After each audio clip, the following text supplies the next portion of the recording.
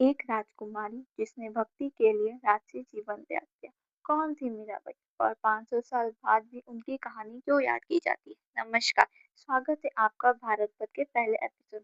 आइए आज जानते हैं द्वापर की माधवी से लेकर कलयुग की मीराबाई के जहर तक की कहानी के बारे में।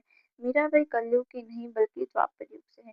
द्वापर युग की एक गोपी माधवी जिनका विवाह श्री कृष्ण के मित्र सुंदर के साथ हुआ था, और कलयुग में राजस्थान की धरती पर द्वापर की माधवी ने मीरा बनकर जन्म लिया। बचपन में जब मीराबाई ने बारात को देखकर उनकी माँ से पूछा कि बारात क्या होती है, दूल्हा क्या होता है, तो उनकी माँ ने उन्हें समझाया। फिर जब मीराबाई ने पूछा कि मेरा दूल्हा कहाँ है और कौन है, तो उनकी माँ ने श्री कृष्ण की ओर इशारा करते हुए कहा कि यही तेरा दूल्हा है। तभी से मीराबाई ने श्री कृष्ण को अपना पति मान लिया। कुछ सालों बाद मीराबाई का विवाह मेवाड़ के राजकुमार भोजराज से हुआ, लेकिन विवाह के बाद भी उन्होंने श्री कृष्ण की भक्ति करना नहीं छोड़ा। वो भजन गाती, संतों का सम्मान करती। एक सुबह मीराबाई श्री कृष्ण की प्रतिमा के सामने शांत भाव से बैठी। उनकी आंखें बंद थी, हाथों में एक तारा था।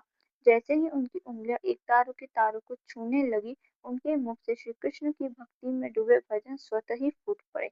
कुछ समय बाद मेवाड़ के राजकुमार भोजराज का देहांत हो गया। भोजराज की मृत्यु के बाद सिंहासन राणा विक्रमादित्य को मिला, लेकिन उन्हें ये बिल्कुल नहीं पसंद था कि मीराबाई संतों के बीच जाकर भजन गाए और राजघराने की परंपराएं तोड़े। तो उन्होंने षड्यंत्र रचा मीराबाई को नुकसान पहुंचाने का।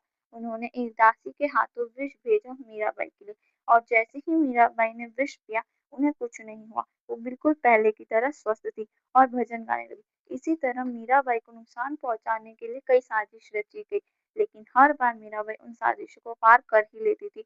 एक बार राणा विक्रमादित्य ने मीराबाई के लिए टोकरी में सांप पहुंचाया कि जैसे ही वो टोकरी खोले, सांप उन्हें डस ले। यह कहकर कि महल से उनके लिए उपहार भेजा गया है। जैसे ही दासी ने मीराबाई को वो टोकरी दी, उस टोकरी में सांप की जगह फूलों की माला थी।